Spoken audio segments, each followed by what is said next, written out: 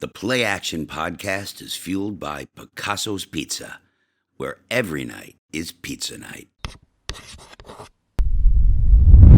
It already has been a very big week for Bills fans and the team, right on the heels of their very significant, if not artistic, win over the New York Jets. The Bills acquire a proven receiver in Amari Cooper from the Cleveland Browns, five-time Pro Bowler. Essentially, it's for a third-round draft pick in the next draft. The Bills also get a sixth-rounder and give the Browns a seventh-rounder in 2026, but basically a third-rounder for Amari Cooper. Katherine, let's start off with the obvious big news, Amari Cooper to the Bills. Yeah, I think this will be a huge move for them and just what he can inject into the offense. I found it interesting when we talked to Sean McDermott on the same day as the trade, Tuesday. Sorry, my days are all mixed up. He was saying how they still have trust in their receivers, but this shows that you needed someone else to kind of get this offense going. You know, Brandon Beane did this for a reason. Yeah, no doubt. And the fact that they've started off, no matter how you slice it, well at 4-2 and are sitting 2 games in front of the division, in a clear path to another division title. Again, not counting anything ahead of time. They need to get it done. But, they have an opportunity. You don't want to squander a big year of Josh Allen's prime. Not that they were that they were going to, or that was any kind of the thought, but they need to take advantage of this opportunity, is what I'm saying. And clearly, as any fan who has watched the games knows, they need a little more. I mean, Mac Hollins, love him. He is a very fine number 4 receiver and core special teamer. But when Mac Hollins is playing 64% of your offensive snaps, that's not a Super Bowl contending situation. And again, I like Matt Collins. He was a great acquisition, but that's not what you need. This allows there's a lot that we can go into. I think one thing clearly is this complements what has been a great start to the season for the Bills' running game. And, we can talk about what Ray Davis did against the Jets, but the Bills' power running game is off to a great start. But they need to complement it with the ability to throw the ball downfield, and they don't have enough of that. Now with Cooper, who can run intermediate and deep routes, that is, I just think, a perfect fit. And we saw it, just to use one example, and then I'll stop talking, in Houston. The run game went great, but in the fourth quarter, they had 4 first down runs where Houston put 8 in the box, ganged up, and they went nowhere, 4 first downs, and that hurt the offense in the fourth quarter. That situation screamed for a play-action pass. Whether they forced the issue or just didn't have confidence in their downfield passing. Now, it should be a situation where teams have to pay if they are going to overload on the Bills' run game.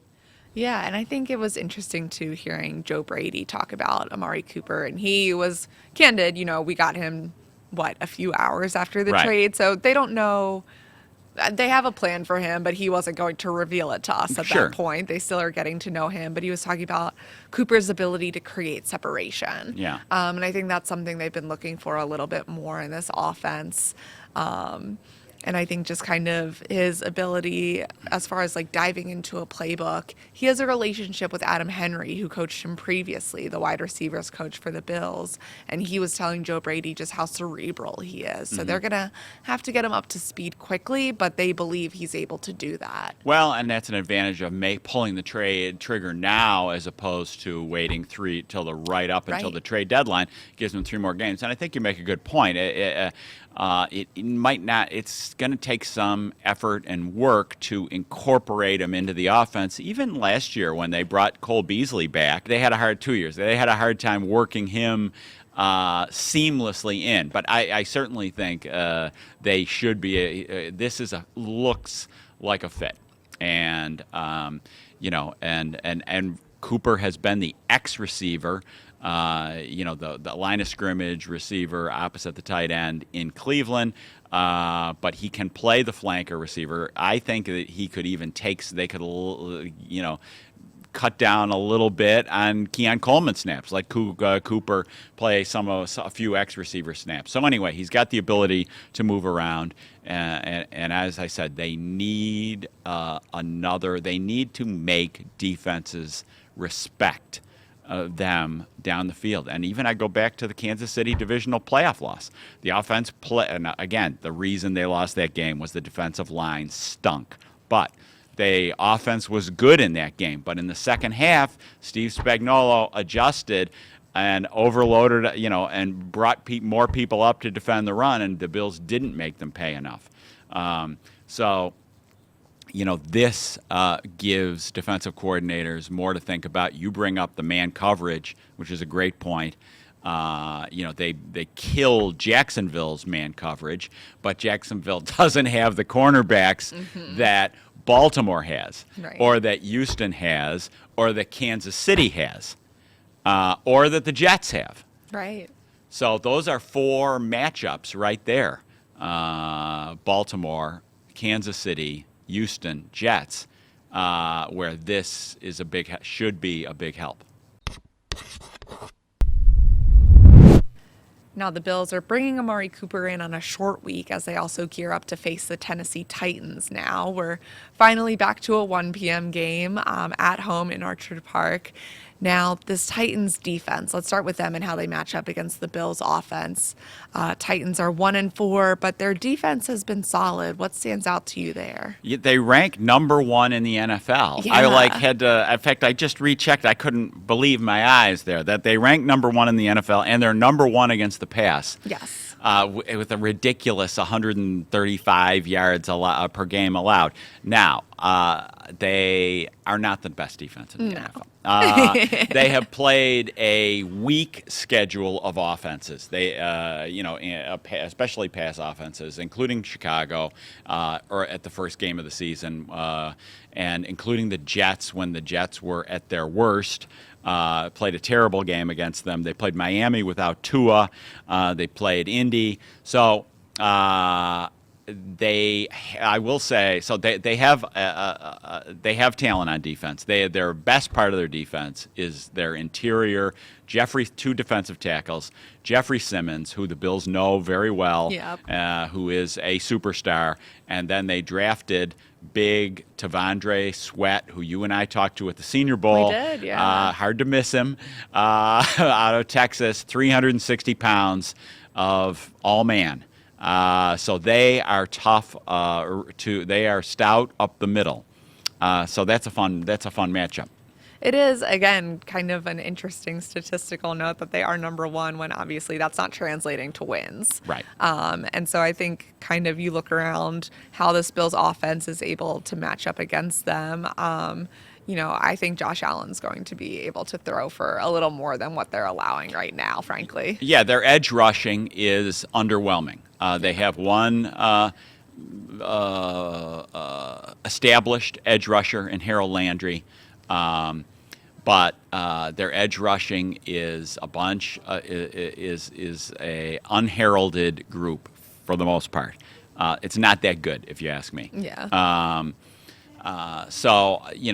It'll be interesting to see how the Bills attack them in the run game with this mountain in the middle. But the Bills should be able to move the ball on them. Then we go to look at the Bills. We'll see about the availability of James Cook. But the big, really giant development for the Bills' offense was the play of Ray Davis against the Jets. Yeah. We talked to Joe Brady some about how they're going to incorporate them, and he said, I think his exact words were, "Jimbo is still our top dog." Right. Which is fine. Yes. But I think, seeing how Ray is going to be a bigger part of this offense, or has the ability to step in when James Cook. He's trending well. It sounds like early in the week still as we record this. But I think just knowing that Ray Davis and even Ty Johnson can still be a part of this offense is critical for the Bills. I mean, Ray Davis's running style, he is a hammer. He had like 74 of his yards after contact out of 97 rushing yards, according to the Next Gen stats. He fits their physical offensive line really well. I thought O'Cyrus Torrance had his best game of the year against the Jets. The Bills did a good job against a good Jets defense running the ball. Ray Davis fits their style of power, duo, double team blockings in the middle. And so Ray Davis, they need to give him more carries. He had 20 before the first 5 games. Ray Davis had 28 carries, but 18 of them were in garbage time with the Bills up, 31-10. He only had 8 meaningful carries the first 5 games. He's earned more. He has. I agree. I think just kind of seeing what he was able to do against the Jets. And, again, this is a rookie who's that's week 6, excuse me. He's acclimated really quickly. And I think, like you said, he's earned a bigger role.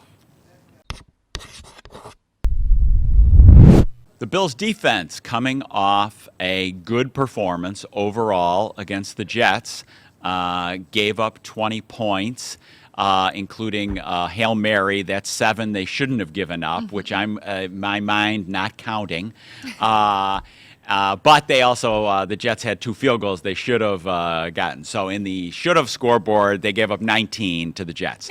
What stood out to you about the Bills' defense against the Jets? Yeah, so I wrote after the game about Taylor Rapp and Taron Johnson, who both returned to the lineup after missing injuries. And Taylor Rapp in particular, I think, had one of his best games. Seeing what he was able to do, keeping points off the board. You talk about the should have scored. The Jets nearly had a touchdown that he was able to break up there. He prevented another one by chasing down Breece Hall. That was a great play. Saved a score. Yeah, so I think it was really encouraging to see what he was able to do in that game. He had a huge hit on Jeremy Ruckert to win the last series to help put the Jets in a bad down and distance. Yeah, so I think it was really good to see what Taylor Rapp was able to do. And then Taron Johnson had the interception that almost basically sealed the game. You know, Bill still had to get 1 first down to make it happen. But you look at what Taron's able to do when he's back in this lineup. I think it's, the Bills are very happy to have him back. That was an all-pro play. Yes. When the players watched the highlight, that took a step toward him being an all-pro again this year. That gets you all-pro votes, that interception. It does. That was remarkable. I think I also think it was encouraging that the Bills' pass rush, I still am in the camp that they need Von Miller. Not everybody agrees with that.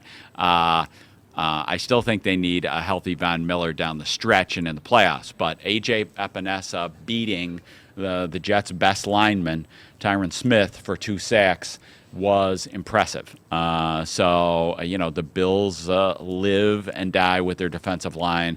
It was a good performance by the defensive line, and now they're going up against the 31st ranked offense in the league in the Tennessee Titans. Yeah, the Titans have been a little messy. Will Levis, he's just been shaky. I mean, he's had some of the worst pictures of him kneeling on the ground with his hands around his head in the surrender pose, basically, after some terrible plays. He's become a meme just for his reactions to his own playing style. Yeah, so he was the 33rd overall pick a year ago, and has the size and arm talent. He's 6'4", 229, good arm. But he was raw, and he puts the ball in harm's way too much. He had too many turnovers as a rookie, and he's got 10 turnovers, 7 interceptions, 3 fumbles already this year. He is courageous to a fault, to a degree. And he will scramble and not go down and take some big hits. He does, which has gotten him injured on occasion. So that's a player. He's learning like a lot of young quarterbacks. He's got to learn, stretch the boundaries, learn what he can't do. Which is part of the process, and they're living with that. You look at on paper, the Titans' offense is entered this season with optimism. Yeah. You look at their receivers. Calvin Ridley, they spent in free agency. DeAndre Hopkins is still pretty good. And then they signed Tyler Boyd, the Bengals' longtime slot receiver, who's a capable slot receiver. Tyler Boyd, who will always live in Bills fans' hearts. This offense with those three, they should not be 31st in the NFL in passing yards, and they are. Shaky quarterback play. And their offensive line, especially the right side of the offensive line, has been suspect. So that's something the Bills are going to have to take advantage of. One of your notes here that I thought was really interesting was how only 36% of their passes have been between 0 and 10 air yards in 2023, so going back a year. But the last quarterback that low was rookie Josh Allen in 2018. Yeah. So I think just kind of looking at that trajectory of he wants to use his arm.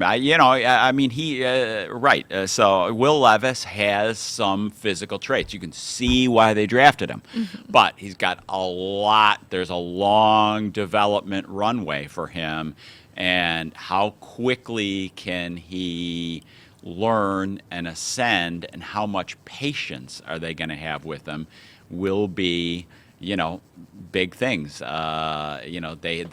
hired their head coach, Brian Callahan, and Brian Callahan brought with him Bill Callahan, one of the all-time great offensive line coaches, a mentor to the Bills' offensive line coach Aaron Kromer. Bill Callahan is great. This offensive line will get better as the season goes on under Bill Callahan, but like we said, the right side of their line is under-talented at the moment. Yeah, and I think to that point, they haven't, their running backs are still a question mark, Yeah. where they're going to pass first. They have the talent at receiver to do that if they can, get the time for Levis, but they just haven't been able to so far. With those three receivers, you have to be a pass-first offense, but with a young quarterback, right, you don't want to – he's not ready quite to be the consummate full-field reading point guard distributor, which Josh Allen wasn't in 2018 and 2019, but he developed into that with the help of Brian Dable and others. So, that's all part of the process. The Bills' defense certainly has opportunities to get some takeaways in this game. Yeah, I think especially, you just look at who they've gotten back. Terrell Bernard, I think, he's got 2 games back now under his belt, but he's so impressive to me, just the way he's been playing. And I 100% agree with that. And also, we have to give Dorian Williams some props. He is coming along. He's had some see it, hit it, downfield tackles for loss where, like Bernard had one, a 5-yard loss. Yes. That was an amazing play. That was a Matt Milano play right there. And the other interesting thing to me is they didn't go to dime that much, even in some long, at the very end, they did. But they only used dime, by my count, 3 snaps against the Jets. They left Dorian Williams on the field on a bunch of 3rd and longs. So that's a sign that they like what they're seeing. To give credit to Dorian Williams. I want to see, he's a young player to watch him develop, and he's showing some good signs. I'll give credit to the coaching staff as well, too. I think their ability on this defense to routinely have guys ready when other guys go down. Credit to Dorian himself, of course, Yes. but I think also what they're doing around him has been really impressive of just getting him ready.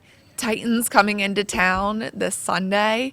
We'll have all your coverage leading up to the game as well as afterwards, too. So make sure you're reading buffalonews.com and then subscribing wherever you get your podcasts, and we'll be back next week. Treat your team to the most flavorful pizza on game day at Picasso's Pizza. 4 great Western New York locations: Williamsville, West Seneca, Lancaster, and Blaisdell. Picasso's. We are Buffalo's Pizza since 1980. Order online today at picassospizza.net.